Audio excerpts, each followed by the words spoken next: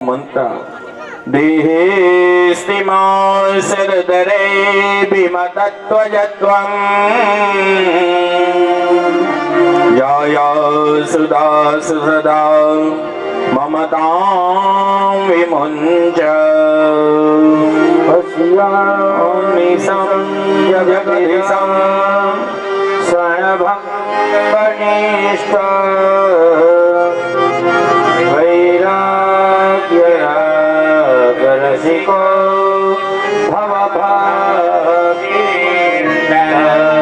धर्मस्य भस्य सततं ध्वजलोकधर्मान् शैव्यस्य साधुपुरुषं यहि कामतुष्णाम् अन्यस्य दोषगुणेन परमासुमुक्त्वा सेवाककारसमः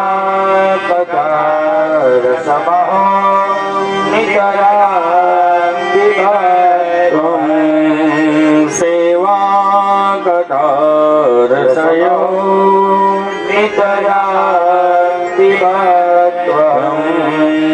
એ દિવસની રાત જ્ઞાન પ્રાપ્ત થયું. પિતાજી ઘર છોડીને ચાલ્યા ગયા. આગ તરફ ગોકર્ણ એ પણ તીર્થયાત્રા કરવા નીકળી ગયા. પેલી તરફ માં અને દીકરો એકલા રહ્યા ઘરમાં. ધુંધુકારી અને ધુંધુલી. માં પાસે પૈસા માંગે, માં પૈસા આપે, આ મોજ શોખ કરી આવે. એક દિવસ પૈસા માંગ્યા, માએ પૈસા આપ્યા નહીં.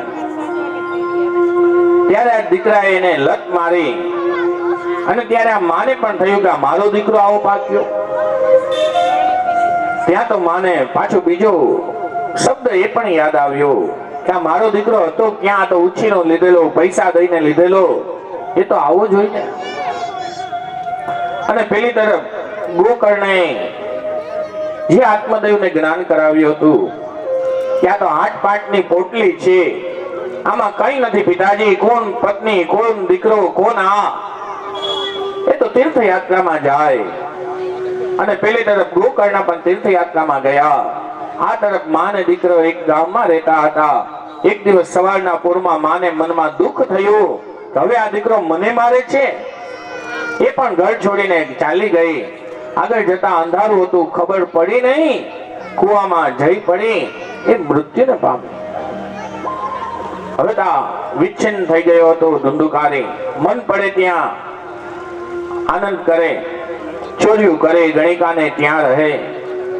એક દિવસની વાત, ગણિકાએ કહ્યું આટલું ધન લઈ આવો છે, એમાં શું ચાલે? આના કરતા રાજાના રાજમહેલમાં ચોરી કરો ને. રાજમહેલમાં ચોરી કરીને પાછો આવ્યો.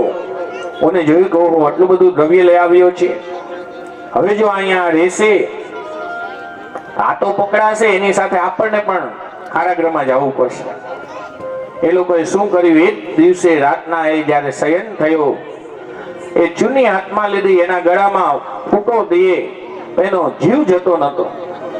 સડડકા અંગારા લીધા, એના મુખની અંદર દીધા અને મૃત્યુને પામ્યો. પેલી તરફ ગોકર્ણ તીર્થયાત્રા કરી રહ્યા હતા.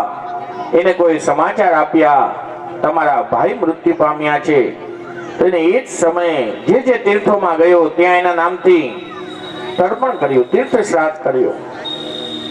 ફરતા ફરતા જ્યારે પોતાના ગામમાં આવ્યા, રાત્રિ થઈ ગઈ હતી. રાત્રે એને પોતાનું ઘર ખોલ્યું નહીં, બાર ઓટલા ઉપર સૂતા હતા. ત્યારે એને રાત્રિના એક પ્રેત આવ્યો, ત્યાં ફરતો એવું લાગ્યું. હાથમાં અંજલિ લીધી છે અને જલ એના ઉપર પ્રોક્ષણ કર્યું છે. અને ત્યારે કહે છે, કોણ છો તું, બોલ. ત્યારે કહે છે, હું આપનો ભાઈ ધુંધુકારી. ઓલા કહે, મેં તારા આટલા તીર્થોમાં શ્રાદ્ધ કર્યા, આટલું આ કર્યું, કેમ તારી મુક્તિ ન થઈ?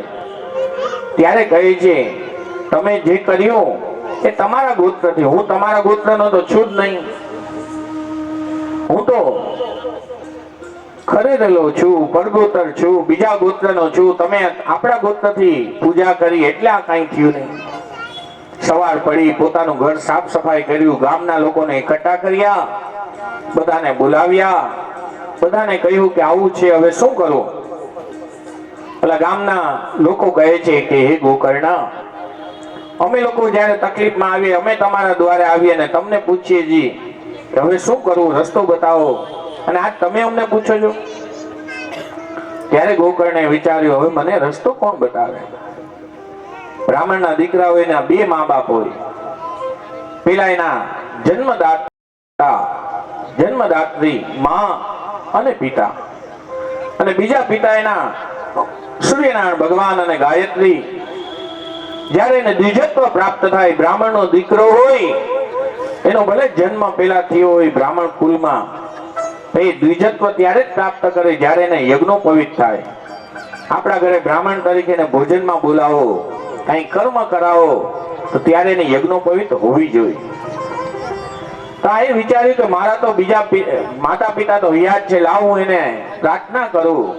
ત્યાં તો એને અર્ઘ્ય દીધું અને ખબર પડી કે આપણે ભગવાન શ્રીમદ ભાગવતજીનું આયોજન કરો, શ્રીમદ ભાગવતજીની કથા કરાવો.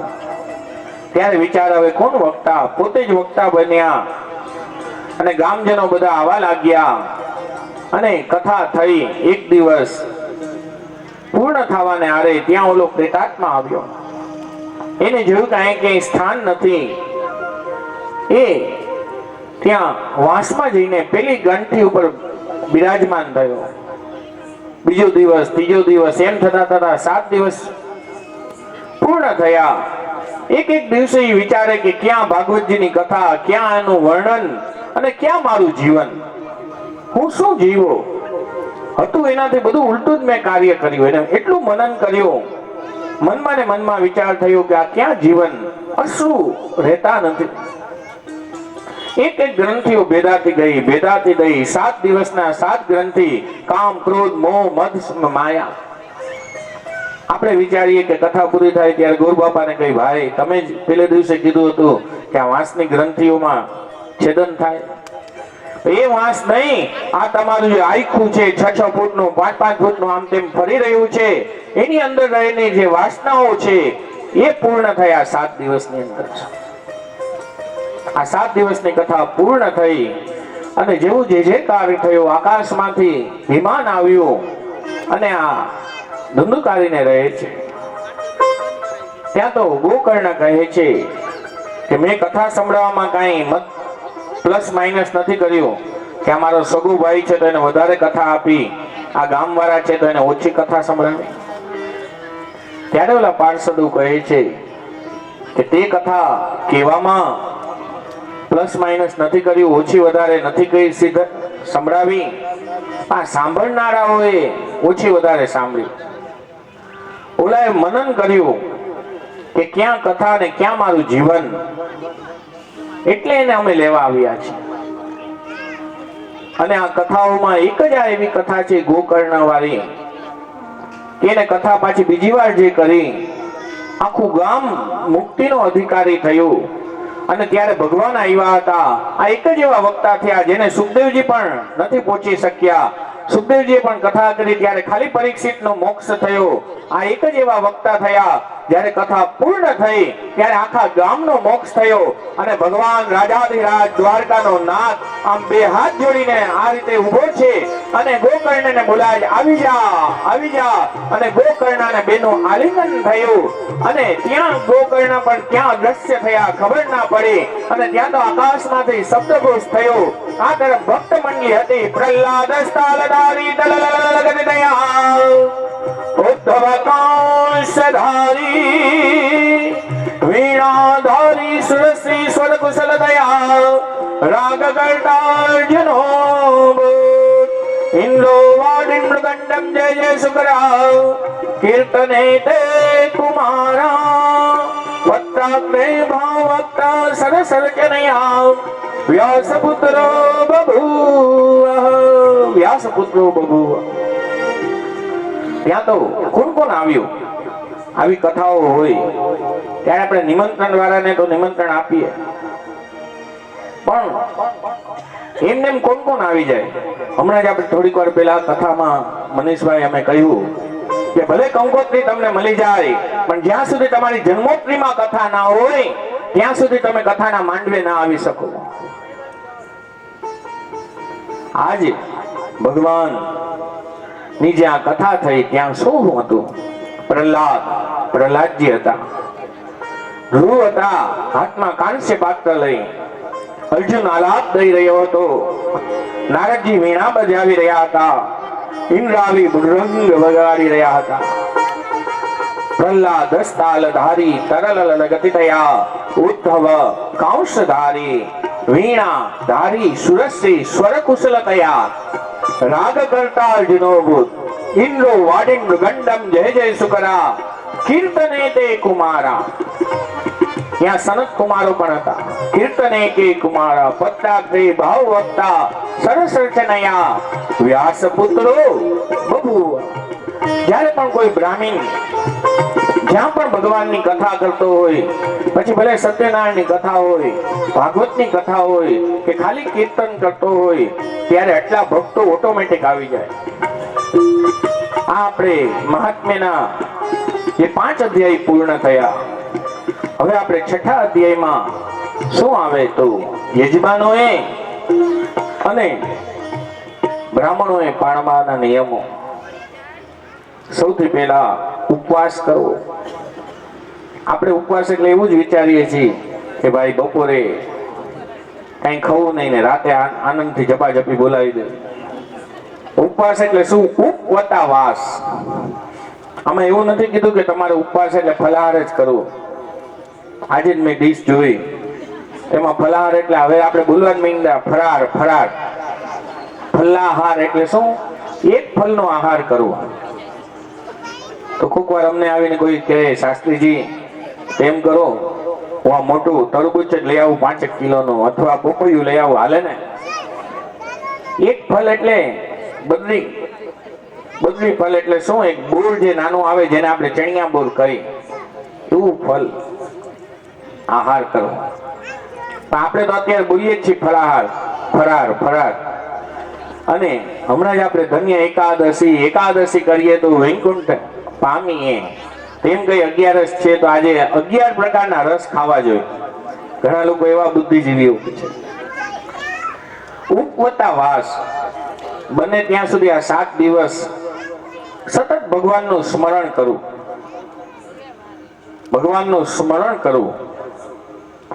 7 દિવસ અહિંસાનું આચરણ કરવું.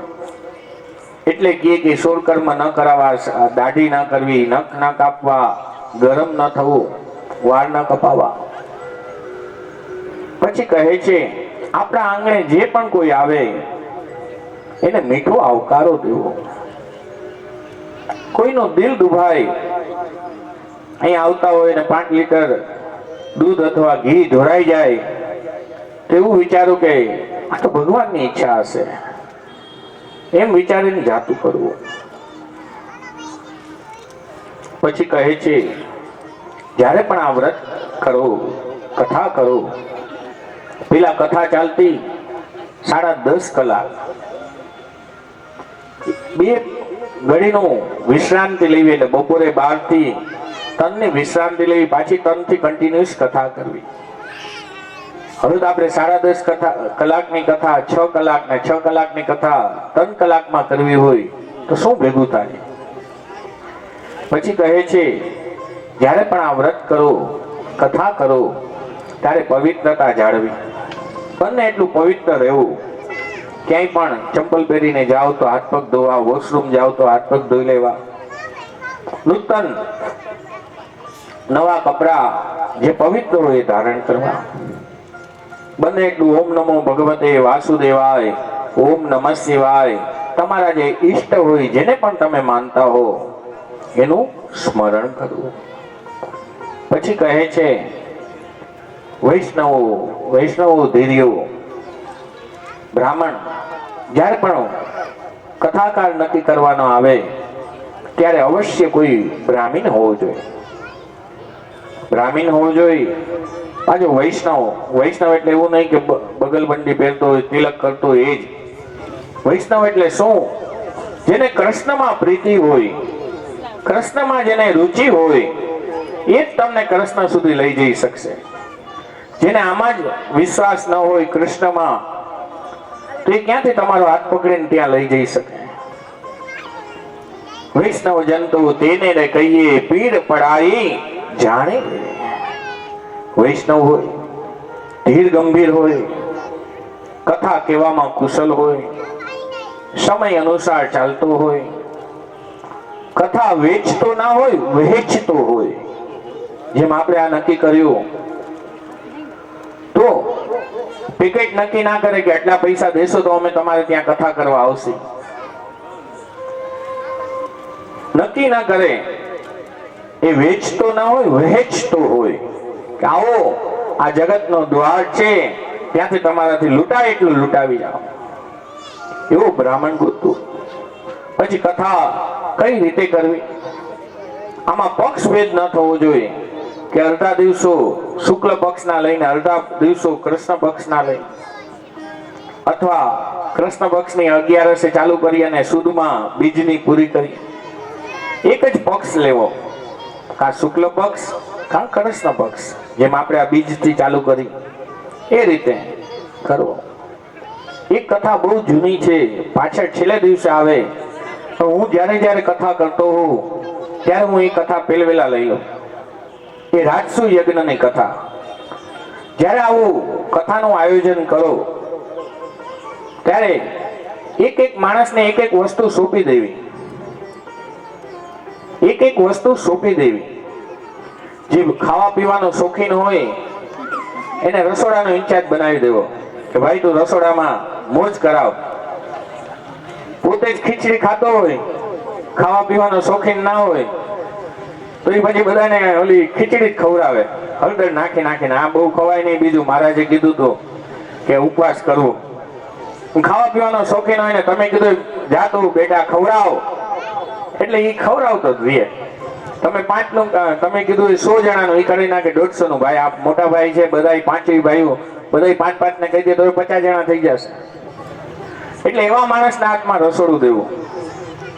પછી જે વસ્તુ લેવા જતો હોય એ કેવા માણસના હાથમાં દેવું? જે સ્ફૂર્તિલો હોય અને નિર્ણય શક્તિ વાળો હોય.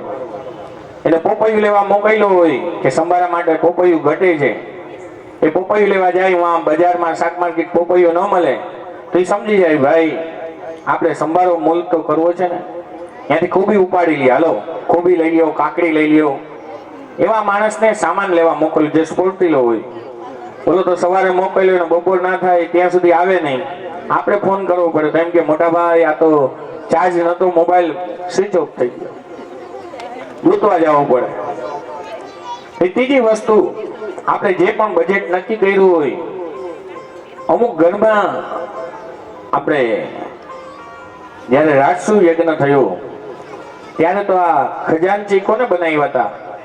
એને ફાઇનાન્સ મિનિસ્ટર આપણે કહી. જે આપણો શત્રુ હોય, આપણો અહિત માનતો હોય, એના હાથમાં સોંપી દઉં, વાલે ભાઈ આ 5 લાખ રૂપિયા તું વાપર. એને એમ હોય કે હું આ વાપરું, પણ એના હાથમાં પદમ હોય હંમેશા. એવા માણસના હાથમાં ઈ 50 વાપરે ને આપણે એમાં 200 આવી જાય. દુકાને તરત ઓર્ડર આવી ગયો હોય.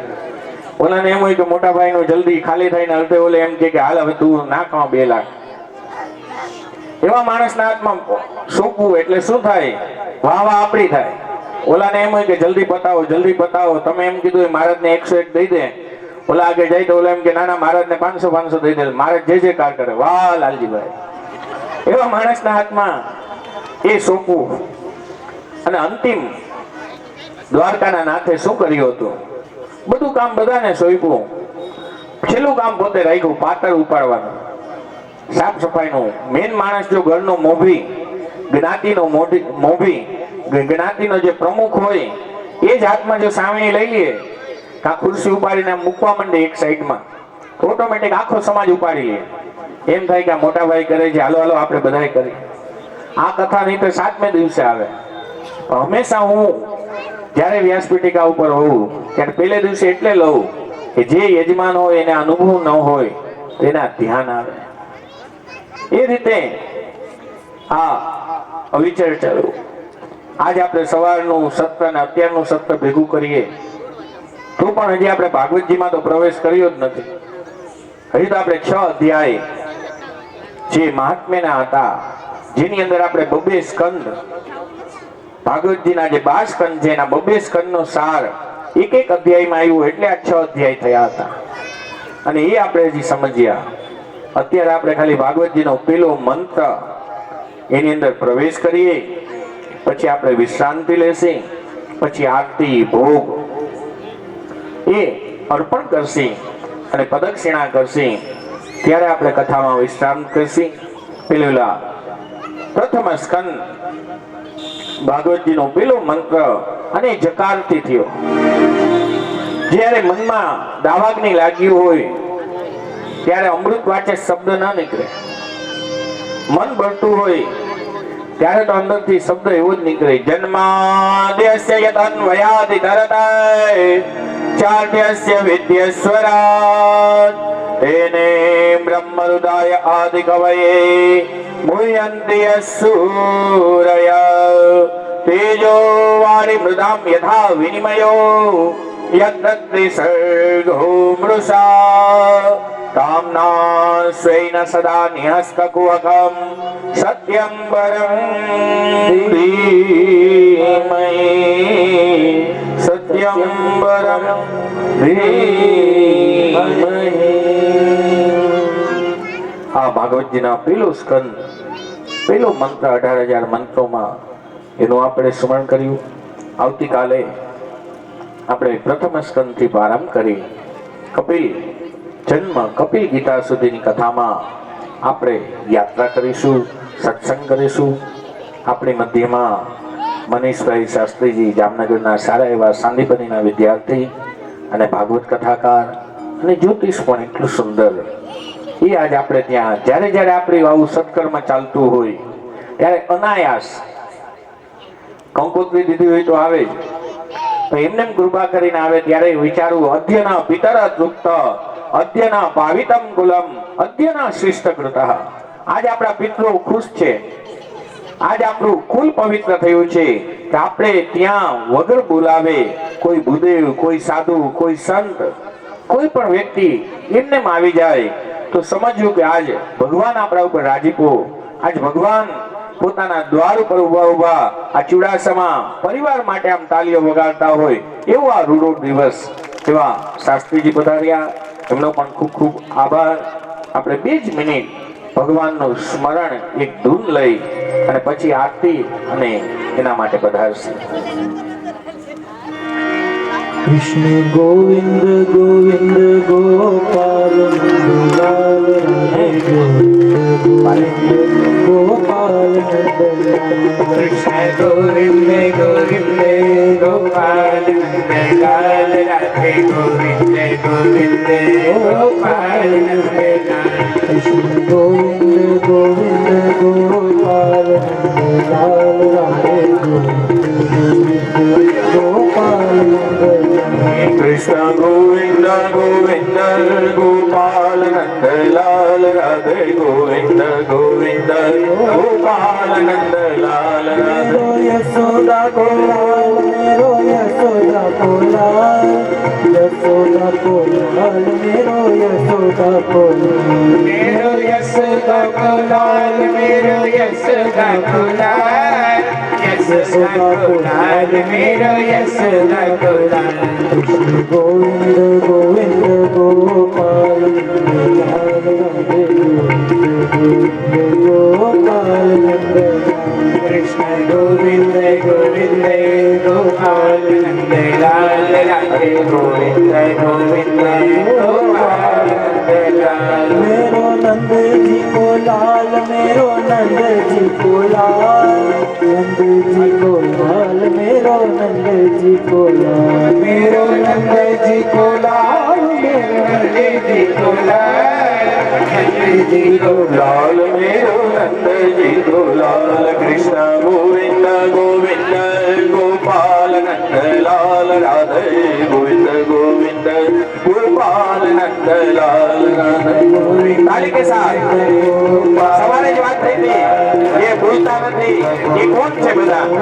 એટલે ભગવાનને આપણે આપ્યું છે તો સાથે સાથ ગોપાલ નંદલાલ રાધે ગોવિંદ ગોવિંદ ગોપાલ નંદલાલ રાધે ગોવિંદ ગોવિંદ ગોપાલ નંદલાલ રાધે ગોવિંદ ગોવિંદ ગોપાલ નંદલાલ.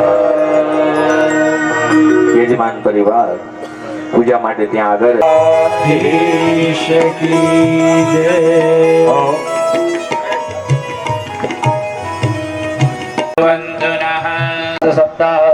ज्ञान यज्ञ महोत्सवेन प्रथम दिने विराजित देवतानां सायं पूजनार्चनमः. देहात जोड़ी भागवत जी ने नमस्कार. सच्चिदानंद रूपाय विश्वोत्पत्त्यादि हेतवे तत्रय विनाशाय श्री कृष्णाय नमः. श्रीमद् भागवत स्वरूपाय वाङ्मय मूर्तये नमः. सायं पूजनार्थे नमस्काराः. सायं पूजनार्थे धूपं घ्रापयामि दीपं दर्शयामि. अमृतात्मक नैवेद्यं निवेदयामि. नैवेद्यमुद्घाट्य अल्पजलेन सम्प्रोक्ष्य संयोज्य धेनवामृतीकृत्य व्यासमुद्रयां प्रदर्शयित पंचप्राणाहुतिं दद्यात्. परमात्मा ने 5 बार जमाड़जो. ओम प्राणाय ओम अपानाय ओम ध्यानाय ओम ध्यानाय ओम समानाय स्वाहा. निवेद्यं निवेदयामि. निवेद्यान्ते आचमनीयं समर्पयामि. ज्वालामालिन्यै नमः. गन्धाक्षतपुष्पैः संपूज्य भावથી ભગવાનની બધા આરતી કરીએ.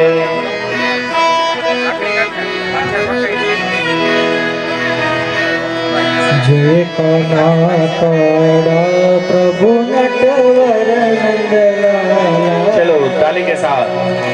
मीठी मोरली वाला मीठी मोरली वाला गोपीना ओम जय गाना कामण गारा कान कामण बहुकी धाम कामण बहुकी અને માખણ ચોરી મોહન માખણ ચોરી મોહન ચિત્ત ચોરી ઓમ જય ગાના નંદ યશોદા ઘેર વૈકુંઠ ઉતારી વૈકુંઠ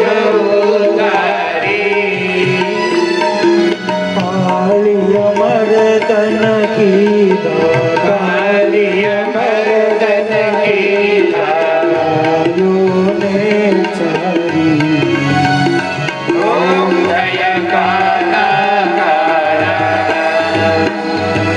गुण तड़ो तुझ पार के में नहीं आवे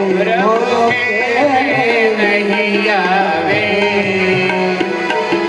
निति निति वेद पुकारे निति निति वेद पुकारे सोमारे. ओम जय काला काला प्रभु नटवर नंदलाला. नीति मोरली वाला नीति मोरली वाला गोपीना प्यारा. ओम जय काना काना ओम जय काना काना.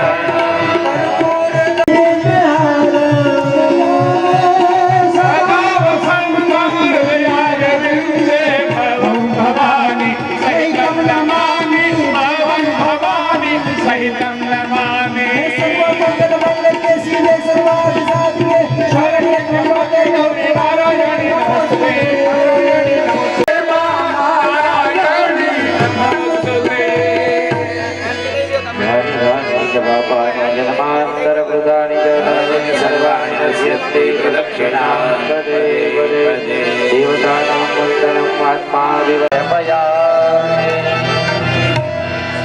परं प्रार्थना श्री भागवत जी ने नमस्कार सशंख चक्रम सकिरीट कुंडलम सपीत वस्त्रम सरसीरुहे क्षण सहार वक्षस्थल कौस्तुभश्रियम् नमामि विष्णु शिरसा चतुर्भुज नमामि विष्णु शिरसा चतुर्भुज श्रीमद्भागवत स्वरूपाय मयमूर्तये नमः प्रार्थना पूर्वक नमस्कार समर्पयामि जलमादाय अनेन यथाशक्ति पंचोपचारे पूजनेन श्रीमद्भागवत स्वरूपी वाङ्मय मूर्ति प्रियता इदं ब्रह्मार्पणं ब्रह्मा हविर् ब्रह्मा गणो ब्रह्मणाहुतं ब्रह्मैव विनेन्द्रियं ब्रह्मकर्म समाधिना तत्सत् ब्रह्मार्पणमस्तु श्रीकृष्णार्पणमस्तु प्रदक्षिणकार्यः